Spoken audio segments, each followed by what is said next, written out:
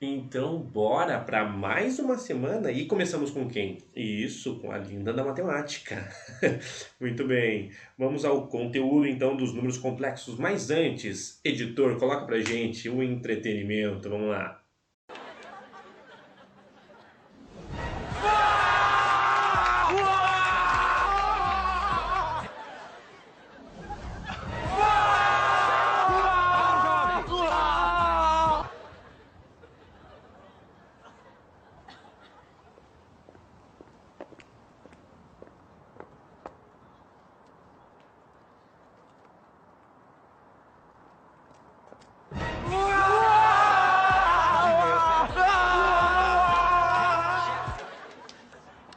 연락처 좀. 저 남자친구 있어요. 010에. 옆에랑게 멀었다. 부럽시다.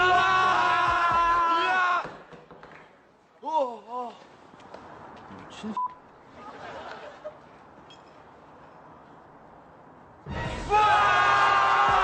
강화이루 서비스센터 안 가도. Isso, vamos continuar com o nosso conteúdo. E agora nós entramos na representação geométrica de um número complexo. Professor, como assim representação geométrica? Nos números reais a gente não tinha o plano cartesiano, composto pela nossa abscissa e pela nossa ordenada? No número complexo nós vamos ter também o nosso plano, o plano complexo. Nossa, professor, vai ter também? Vai. E você já pode acompanhar comigo, né, essa parte do conteúdo lá na página 17. Acompanhem comigo lá, por favor. Então, nos números complexos também possuímos o plano complexo. E esse plano complexo ele tem um nome muito específico, que o nome foi dado ao plano de Argand-Gauss.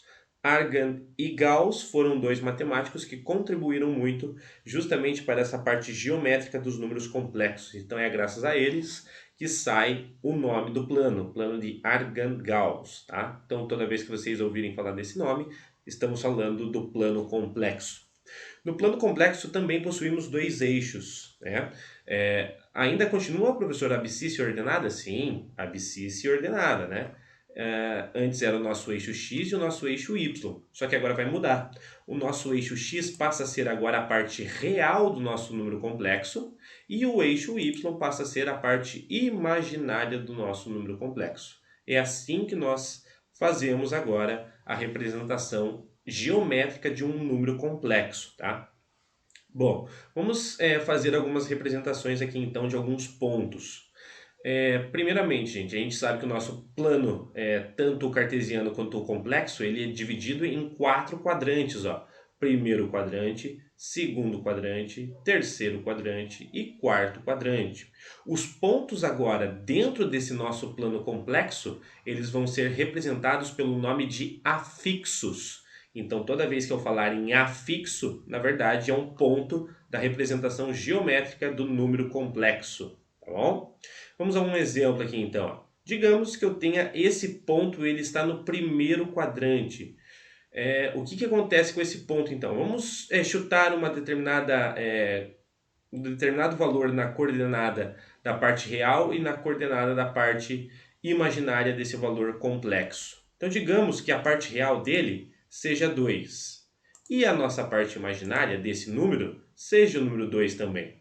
Então nós temos que o nosso número complexo 1, né, esse afixo aqui, ó, ou seja, o Z1 é igual a 2 na parte real, mas também está positivo 2 na parte imaginária. Lembra sempre acompanhando da unidade imaginária lá.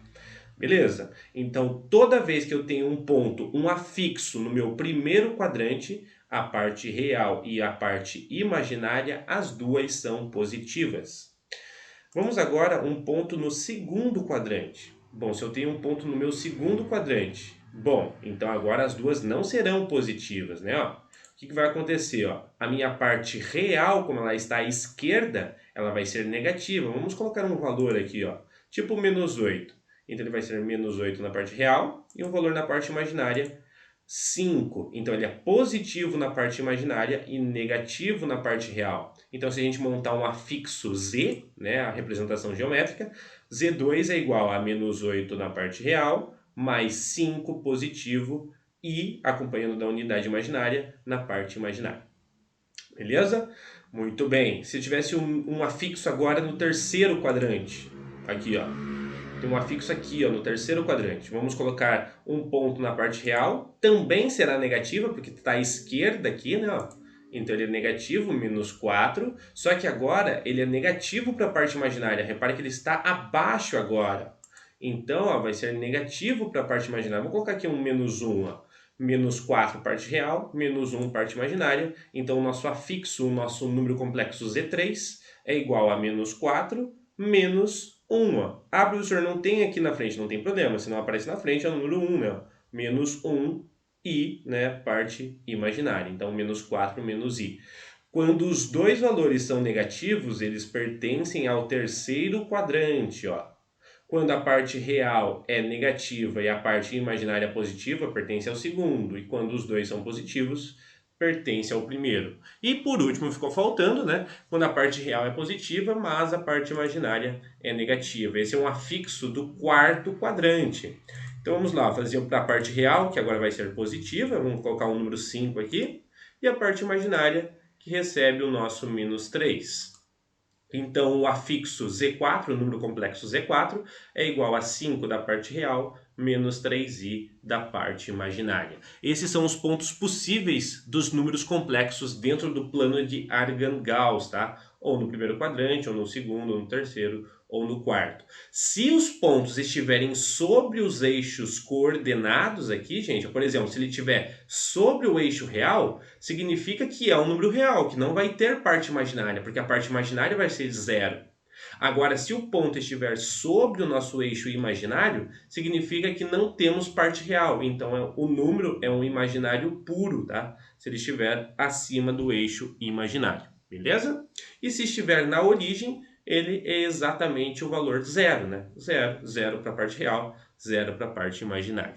É assim que a gente representa no plano de Argand-Gauss. Muito bem, vamos avançar um pouquinho agora. E aqui, ó, a gente tem, né, que eu chamei cada ponto desse, a gente não chama mais de ponto, a gente chama de afixos agora, que é a representação geométrica dos nossos números complexos, tá? Já já voltamos! Até!